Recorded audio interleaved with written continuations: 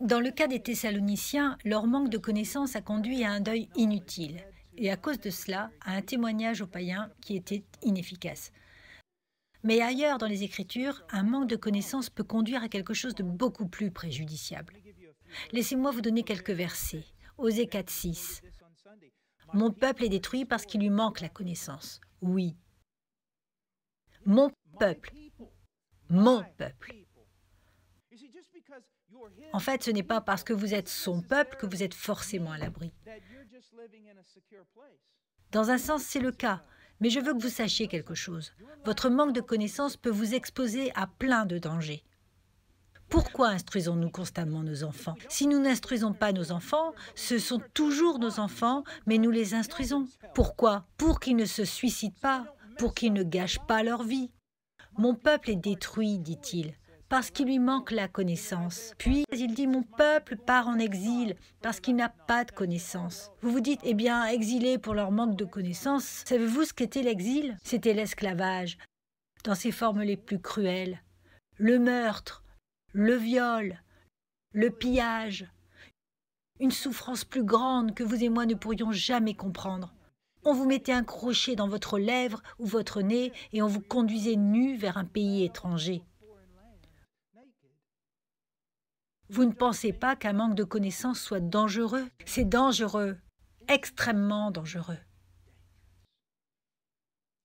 Ninive ne reconnaissait pas sa main gauche de sa main droite. Cela a presque conduit à leur destruction totale, qui arriva quelques décennies plus tard. Est-ce que vous comprenez ça? C'est très, très important. Romains 10,3. En ne connaissant pas, littéralement ignorant, en ignorant la justice de Dieu et en cherchant à établir leur propre justice, ils ne se sont pas soumis à la justice de Dieu. Qu'est-ce que cela signifie? Il est écrit que dans leur ignorance, ils cherchaient à se sauver eux-mêmes et ne croyaient ni en la personne ni en l'œuvre salvatrice de Dieu. Et ils ont été perdus éternellement. L'ignorance. Maintenant, écoutez ceci. De Corinthiens 2,11. Pour ne pas en tirer avantage, car nous n'ignorons pas ses desseins. Pour qu'aucun avantage ne soit pris de nous par Satan, car nous n'ignorons pas ses desseins. Quel est l'un des moyens par lesquels vous pouvez éviter d'être exploité par le grand ennemi de la foi chrétienne? En n'étant pas ignorant. Tant de gens sont égarés, même par des doctrines de démons. Pourquoi? Car il leur manque une vraie connaissance de la parole de Dieu. Si quelqu'un vient ici avec une grande piété, cela ne veut pas dire qu'il vienne de Dieu. Si quelqu'un vient ici avec de grands miracles, cela ne veut pas dire qu'il vienne de Dieu. Si quelqu'un vient ici avec une personnalité exubérante qui vous fait douter de votre propre amour de Dieu par comparaison, cela ne veut pas dire qu'il vienne de Dieu. Ce n'est qu'en connaissant la parole de Dieu que vous saurez vraiment si quelqu'un vient de Dieu. En connaissant la parole de Dieu. L'ignorance conduit également à un style de vie non biblique, ce qui donne un mauvais témoignage. Vous savez que nous devons être différents du monde, vous et moi. Nous devons être différents. Il doit y avoir une séparation entre le croyant et le monde incroyant. Nous le savons. Mais si nous ne connaissons pas les Écritures, nous ne pourrons ni maintenir, ni même savoir quelle est cette distinction sans tomber dans de graves extrêmes. Et quels sont ces extrêmes? Souvent les gens disent « nous devons être différents du monde ». Mais ensuite, ils se basent sur leurs propres opinions de ce que ça veut dire. Ce qui conduit généralement à deux extrêmes, deux dangers. Que sont-ils? Un extrême est la conformité au monde. Ceux-là ne savent pas ce que Dieu a dit, ils ne savent pas ce qui déplaît à Dieu, ils ne connaissent pas ses commandements, ils ne connaissent pas sa nature, et donc ils écoutent le monde et ils basent leur christianisme sur l'esprit charnel, sur ce qu'ils pensent eux-mêmes et sur ce que d'autres gens leur disent. Comprenez-vous? C'est un extrême, et c'est un pauvre témoignage. Et quel est l'autre extrême? Le fanatisme chrétien. Le fanatisme chrétien.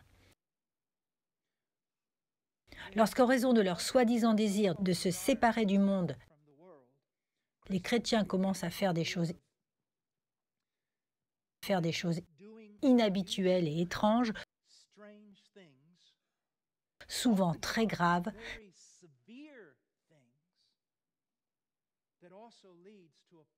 ça aussi, ça donne un mauvais témoignage parmi les incroyants. En gros, c'est comme ça. En tant que fanatiques, ils font du mal à l'Église et au monde des incroyants. De quelle façon? À l'Église, ils font porter à d'autres croyants le fardeau que Jésus-Christ ne leur a jamais imposé. Voyez-vous comment? Ils établissent des règles que Jésus n'a jamais établies.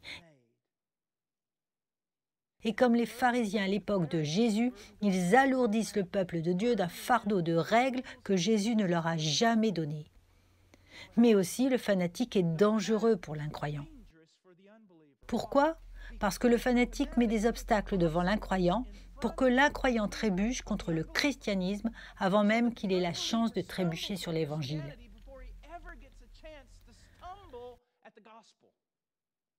La seule chose qui devrait faire trébucher l'incroyant est l'Évangile que nous proclamons.